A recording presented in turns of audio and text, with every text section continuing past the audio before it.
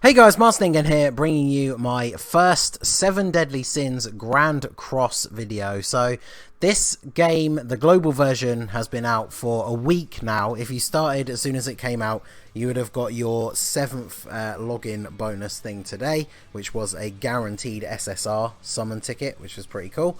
So I decided, because I've been playing this a lot, I want to start doing some videos on it. Obviously it's not going to replace Dokkan. I'm still going to focus on Dokkan and other Dragon Ball Z related things, but with the amount that I've been playing this, I really want to start doing videos on it, because obviously we all know Dokkan has its dry spells. This week has been a really good example. So like, after summoning for Cooler and then using him on all the different events, there's not really anything else to do in the game. So Grand Cross came out at like the ideal time, because I've just been playing this. Apart from doing my dailies on Dokkan, I've barely been playing it. So we're going to go through some of the stuff about the game. Obviously, as you see from the title and the thumbnail, this is like a first impressions thing. And yeah, the one thing that strikes me about this is there is so much to do.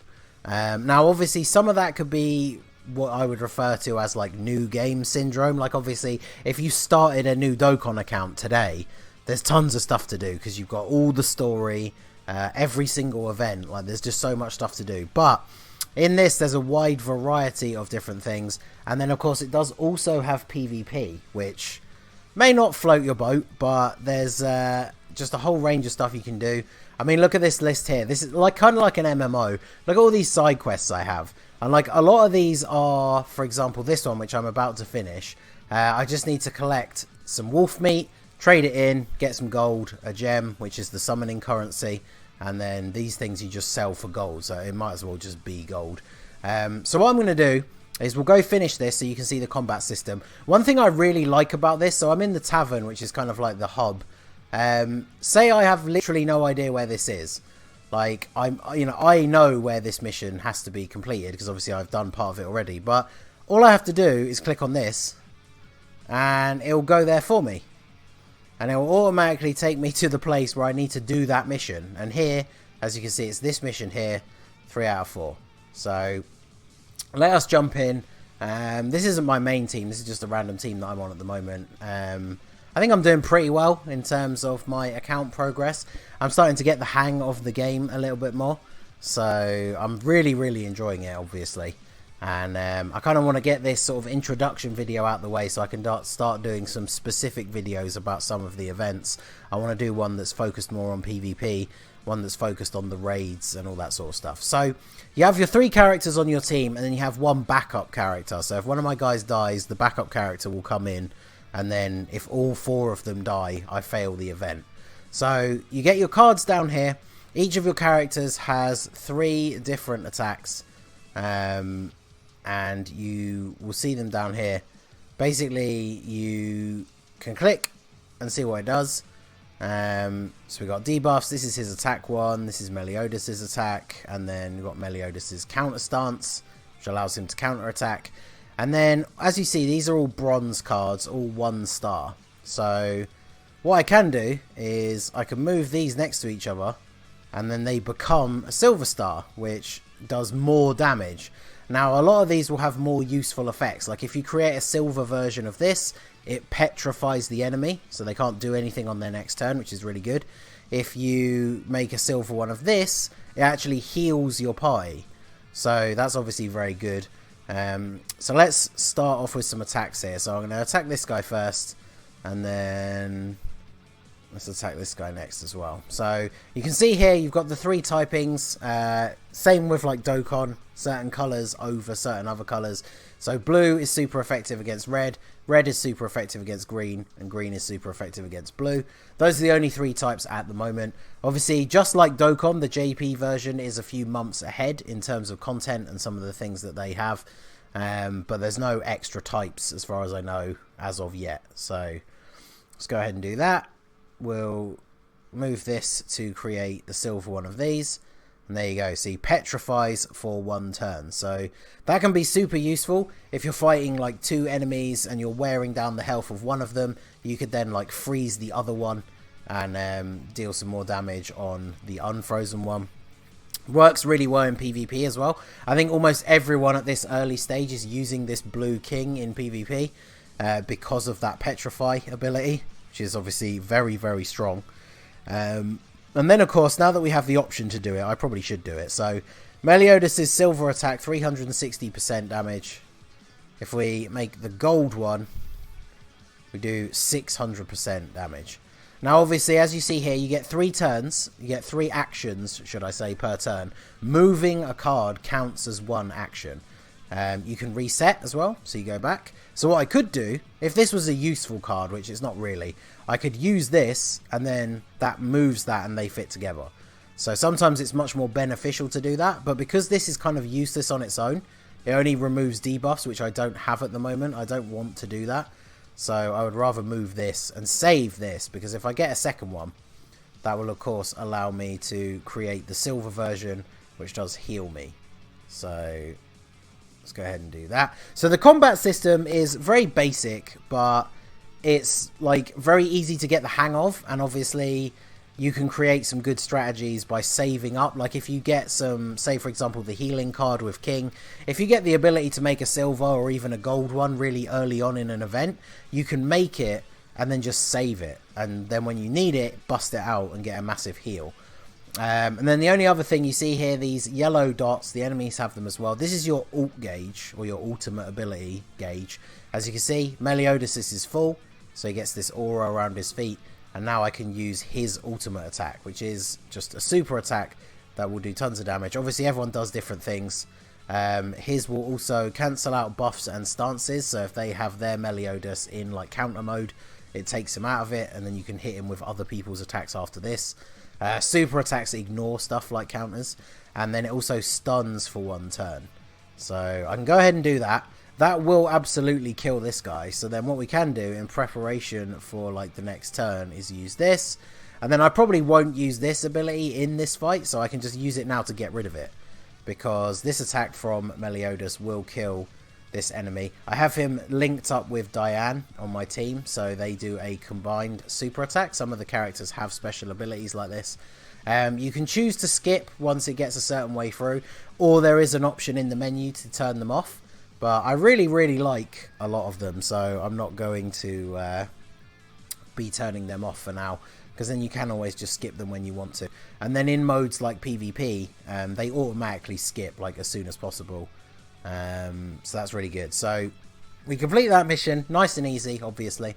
And then, just like I said at the start with the sort of auto-finding thing, if I, say for example, I forget where this quest needs to be turned in. So if we go back onto the world map here, same again, I can click on here, click to go now, and it will automatically not just go to the town where the NPC is that the quest needs to be handed into, but once the town actually loads, the character will, I will literally automatically run to where the character is. So we load into the city, as long as I don't click on anything else, he's just going to immediately start running to where they are. And then one other thing you can do, which is really useful, I'll minimize this so it's kind of out of the way, is whenever you see an exclamation mark appear on the map or on here, that is where you can get a quest, and then a question mark is obviously where you want to turn it in. Even if I'm stood all the way over here, as long as I can see this blue question mark on the screen, I can click on it, and then I will run over to that person and turn in the quest, and then get my reward. So there you go. I really like that aspect of it, because it does make it super easy to go through quests. Then of course the game has a list of achievements and missions that you can do. Tons of different things. You'll start going through these as you play.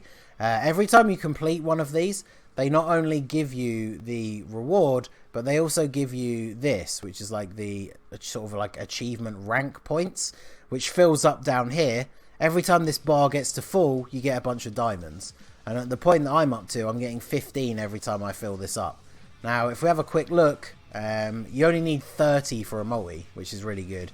And it's basically like a lot of gachas do. I know Dokkan doesn't do this. A single is 3, and then a multi is 30, but you get 11 instead of 10, which is pretty cool. It doesn't have GSSR though. So a lot of people have been saying on global, save, because this starter banner is not particularly great, and obviously loads of good units will be coming out. I did a couple of extra multis and literally did not pull any extra SSRs. It does, however, have a pity system. Every time you do a multi that doesn't give you an SSR, it fills up a bar, and when that gets to full, your next multi will be guaranteed an SSR, which is an interesting way of doing it. And then one of the other things I really like is there's always something to do, right? Like, if you run out of stamina, even if you have like a bunch of stamina potions, which aren't super hard to get, to like refill my stamina here. So I've got 25 at the moment because I've been doing a load of farming recently. Say I'm out of stamina and I don't want to use any potions. Say I want to do some PvP. Let's go to the PvP place. So there's a whole bunch of events in the game that don't require stamina to play. So if you run out of stamina and you don't want to use a potion, you can go and do a bunch of other stuff. I've got Slater set as my player character because, you know, the masked Ningen. Kind of got to have the guy with the mask, right? He's also actually very good as well for like raids and stuff.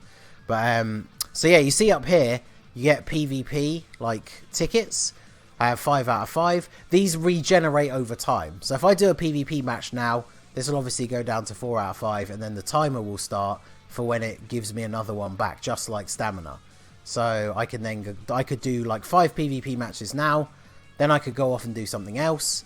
If we go to the special dungeon, where there's a load of missions where you can get training items and all sorts of stuff like that. Say for example the gold dungeon, if I want to farm up some more gold.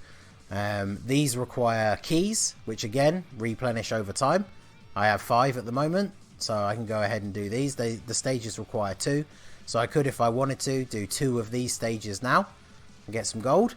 Or there's the event dungeon, which also has different things, enhancement materials, medals, all this kind of stuff. That requires, again, its own thing, which replenishes over time. I just did a bunch of these, so I'm at 0 out of 50. And you can pick up items that will allow you to replenish those manually if you want to. So I have here like a bunch of those, the gold keys, and you can get a whole bunch of stuff like that. Really, really good. So there's a whole bunch of different events you can do. These ones require stamina, I think. Yeah, they do. So there's a bunch of different things that you can do without having to use stamina, which is really, really nice. But it is very easy to get stamina potions. And then the other thing that I really enjoy about this, which I will show you very quickly. Let's go ahead and do one of these just to get some potions. I'll pick like a super easy one. So say I wanted to farm a load of these experience potions from this event. I can go on to, I would probably do one of the harder ones just because it obviously gives a better payout, but I could go on to this one. And I say I want to do this, like what I've been doing is I've been doing this when I've been going to sleep. So like say I want to farm up a ton of experience potions, and I know I've got a bunch of stamina potions. I've got 25 at the moment. So I could basically set this and be like, oh, run the mission 20 times, which will cost 160 stamina in total. And then I tick this, which means it will use stamina potions when it needs to. If I don't tick this, it will literally only do the event like once, and then I won't have any more stamina and it will just stop. And what you can do, if you had like tons of these, you could literally just set no restriction, use potion, and the game will literally just keep auto playing this mission until you tell it to stop. So you can go to auto, click start, and then the game will play itself, essentially. So it's one of the features that I really, really like, because I did see a lot of people talking about when the game first came out that it's quite grindy, because there are so many different things that you need to level up. You have your base character level, then you can equip gear to your character in all their slots, like bracers, like necklace, belt, that sort of stuff, which gives you stats. You need to level those up. Then once you've got your character to max level, you need to awaken them, kind of like Dokkan Awakening. You need stuff for that.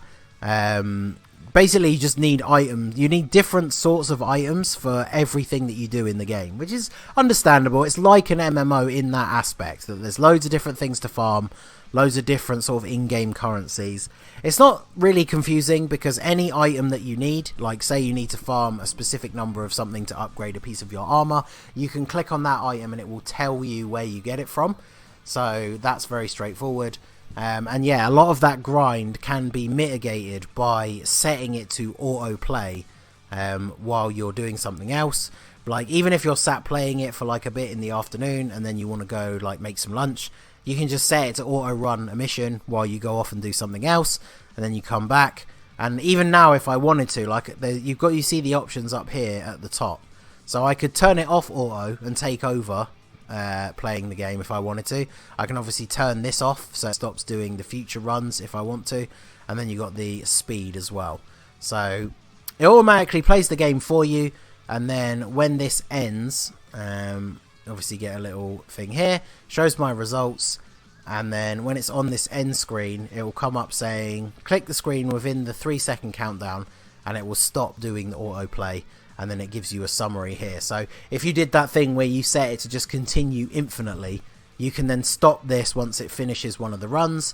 It'll give you a summary of everything that you got and then just take you back to the main menu. So yeah, there's tons of stuff you can do. There's definitely a lot of things I like about it that made it really easy to get into compared to Dokkan. I am going to plan to do a video maybe in a week or so once I've done a couple of videos on this and gotten to grips with some of the more advanced stuff. I definitely want to do a video talking about some of the stuff that I think Dokkan could learn from Grand Cross and maybe incorporate just to really improve some of the quality of life over on Dokkan. I think that would be really awesome. But yeah, so this is, like I say, just kind of like my first impression. I've tried to cover most of the stuff that I really like about the game. This is my box at the moment. Probably not the best. Like I said, I haven't done a bunch of extra summons, so I've been focusing on leveling up the units that I have. Units that you pull, even like ours, you can awaken all the way up and keep awakening, and they just get better and better up to UR. Once you get to UR max level 60, you then have the option to limit break characters, which will increase their level. I need to farm some of these top tier items from here, but like I say, it shows you where you can get these from, which is very cool. And then one other thing I wanted to mention, which I do really like, is the dupes in the game. So whenever you pull a dupe of a character, you get a coin of their rarity. And so then if we go into the coin shop here, you can use the coins to buy like characters.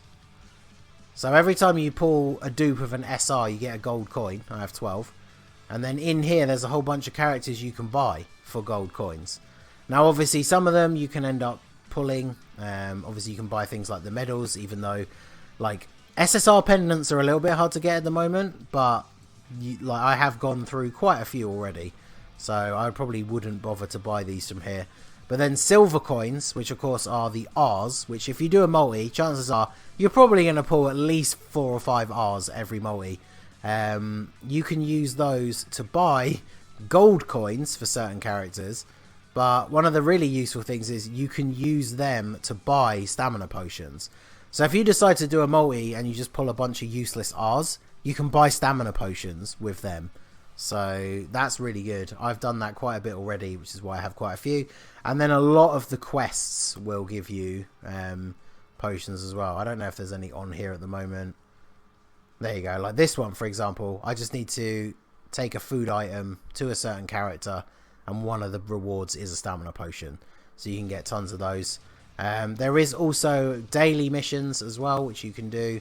I've done all the ones for today, but at least one of those gives you a stamina potion. There's like a gem, 2 gems. So you get a couple of gems, some other useful stuff. As you can see, I'm kind of saving mine up here so I can do a bunch of multis on the first big banner. But yeah, there you go. I don't want the video to go on for too long. I just kind of wanted to go over my initial impressions of the game and what I like about it. And then, like I said, I'm going to be doing a bunch more videos. Let me know what you think down below. Like, are you interested in Grand Cross stuff? Like, I don't want to make a second channel just to post Grand Cross videos, because like I said, I don't want it. It's not going to become the main thing on my channel. It's just the fact that because I'm going to play the game a lot and I like making videos on Dokkan because I like playing it so much, I feel like I want to make videos on this just because I am going to be playing it a lot. So let me know what you guys think down below. If you haven't checked out the game, let me know if you are going to. I think it's definitely worth it. It's very free to play friendly as well, I found so far.